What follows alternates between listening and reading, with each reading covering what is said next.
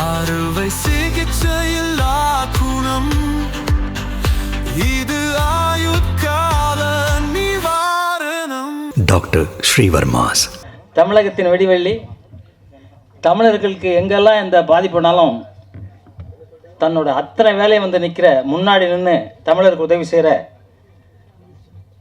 அவரை எப்படி கடவுள்னு சொல்கிறதா, அப்பான்னு சொல்கிறதா, அண்ணன்னு சொல்கிறதா எனக்கு தெரியல, திருமாவளவன் அண்ணன் அவர்களை அத்தனை பேரும் கைத்தடுங்க. அத்தனை பேரும் ஒரு கைத்தட்டல் கூட இல்லாமல் இருக்கக்கூடாது. ஏன்னா இந்த மாதிரி ஒரு மனிதர் இருக்கனால நம்ம தமிழர்கள் நிம்மதியாக இருக்கணும்னு நான் நினைக்கிறேன். எனக்கெல்லாம் இடையில ஒரு 10 வருஷம் முன்னாடி தமிழ் பிரச்சனை, தமிழன் இருக்கக்கூடாதுன்னு சொல்லுது. அவர் துணிஞ்சு நின்று எனக்காக போராடி இன்னைக்கு கில்டை காப்பாற்றுனது, இன்னைக்கு தமிழ்நாட்டில் தமிழங்கையில் இருக்க காரணம் அந்த மனிதர் தான். அந்த மாதிரி மனிதன் கூட நின்று பேசுகிறதுக்கே எனக்கு பெருமையாக இருக்குது, சந்தோஷமாக இருக்குது. அவர் நீண்ட ஆயுளாக இருக்கணும். எனக்கு ரொம்ப ஆசை ஒன்று இருக்குது, அந்த இடத்துல சொல்ல முடியல.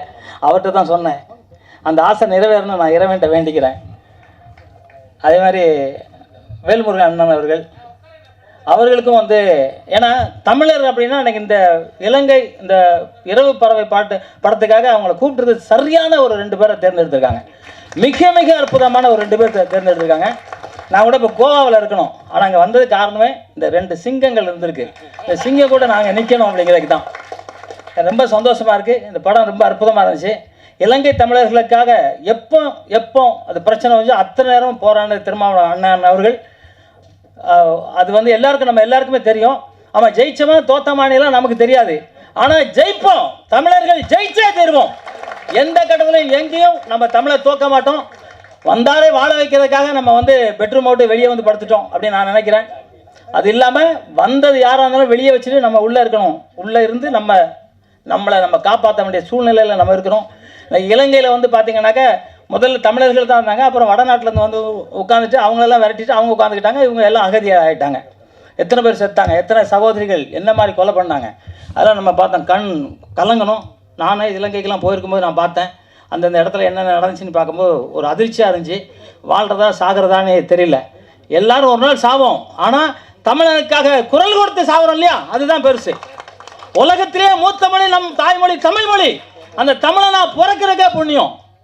அதுவும் திருமாவளவன் அண்ணன் மாதிரி கூட இருக்கிற இதுக்கு எனக்கெல்லாம் ரொம்ப பெரிய பாக்கியம். நான்லாம் ரொம்ப பெரிய பாக்கியமாக நினைக்கிறேன். எனக்கு கிட்டத்தட்ட 40 வருஷம் அண்ணன் அவர்கள் பழக்கம், 40 வருஷம் பழக்கம். என் மேலே அவ்வளோ அன்பு வச்சுருக்காரு. அதனால் நான் வந்து அவர் அண்ணனே சொல்ல முடியாது, ஏன்னா என்னோட சின்னவர். அப்பானே சொல்ல முடியாது, என்னோட சின்னவர். தெய்வம் அப்படின்னு சொல்லலாம். அந்த தெய்வம் தான் திருமாவளவன் அண்ணன் அவர்கள். அதில் எந்த மாற்று கருத்தும் எனக்கு கிடையாது. என்னை பொறுத்தும் எனக்கு தெய்வம் திருமாவளவன் அண்ணன் அவர்கள் தான். அதில் எந்த மாற்று கருத்தும் கிடையாது. நான் எப்பவுமே சொல்லுவேன். இந்த இடத்துல நான் ஒன்று சொல்லணும்னு நினைக்கிறேன். எனக்கு வந்து ஒரு போன மாதம் 25ஆம் தேதி டி நகர் டிசி ஏசி இன்ஸ்பெக்டர் கூப்பிட்டாங்க. கூப்பிட்டு ஒரு லெட்டர் ஒன்று காமிச்சாங்க, என் உயிருக்கு ஆபத்து அப்படின்னு. உயிருக்கு ஆபத்துன்னு சொல்கிறது யார்? போலீஸ். பாதுகாக்க வேண்டியது யார்? போலீஸ். ஆனால் நான் சாவுறேன்னு பயப்படல. அவங்க சொன்னாங்க, இது மாதிரி நீங்கள் வெளியே வராதிங்க அப்படின்னு சொன்னாங்க. நான் சொன்னேன், வண்டியில் ஆயுதம் வச்சுருப்பேன் சார், வெட்டுவேன் எவன் வந்தாலும் அப்படின்னு சொன்னேன். ஏன்னா நான் தமிழன், தூத்துக்குடி தமிழன். வெட்டுவேன், எவன் வந்தாலும் வெட்டுவேன், பயப்பட மாட்டேன். சொல்லுவாங்க. சொன்னாங்க, இல்லை நீங்கள் வெளியே வராதிங்க அப்படின்னு சொன்னாங்க. ஏன் நான் இந்த இடத்துல சொல்கிறேன்னா, அத்தனை பேரையும் என் டைரியில் எழுதி வச்சுருக்கேன். யார் யார் எனக்கு எதிர்ப்பு பண்ணுறாங்களோ, யார் யார் என்னை கொலை பண்ண முயற்சி பண்ணாங்களோ அத்தனை பேரை எழுதி வச்சேன். ஒரு வேளை எனக்கு எதுனா ஆச்சுனாக்க, இன்னைக்கு வந்து வெளியூருக்கு ஷூட்டிங் போகிறதுக்கு கேன்சல் பண்ணிட்டு வந்த காரணம் எங்கள் அண்ணன் முன்னாடி, திருமாவளவன் அண்ணன் முன்னாடி நான் சொல்லணும். ஒரு வேளை ஆம்சாங் மாதிரி ஆயிடுச்சுன்னா, போட்டு தள்ளிட்டாங்கன்னா, அவ்வளோ ஈஸியாக போட்டுற முடியாது. இருந்தாலும் போட்டுட்டாங்கன்னா எல்லாம் அண்ணன் திருமாவளவன் டைரியில் எழுதி வச்சுருக்கேனே, உங்களுக்காகவே ஒன்று பார்சல் பண்ணி வச்சுருக்கேன். எனக்கு ஒரு ஆபத்துனா நீங்கள் தான் பின்னாடி நீங்கள் பார்க்கணும்.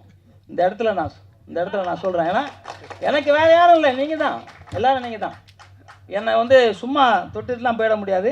அப்படி தொட்டால் அதுக்காக பெரிய விலை கொடுக்கணும். ஒருத்தன் கூட வீட்டில் குடும்பத்தோடு வாழ மாட்டான். அது பெரிய இது இருக்கணும்.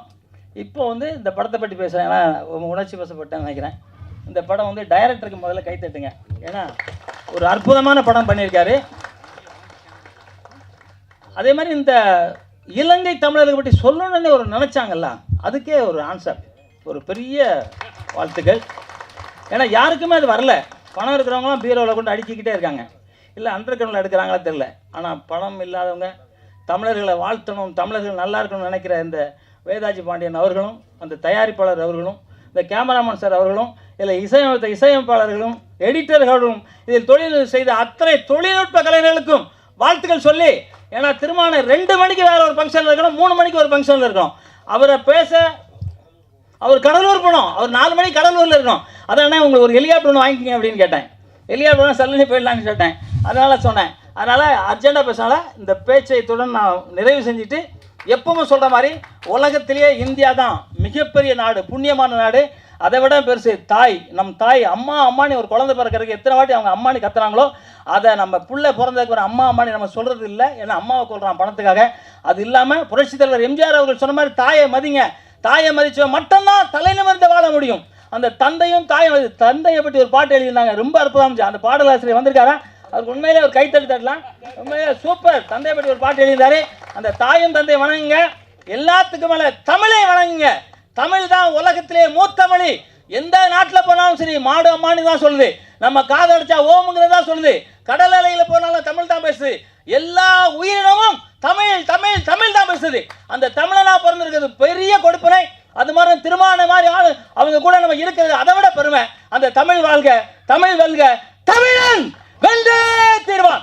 நன்றி, ஜெய்ஹிந்த்.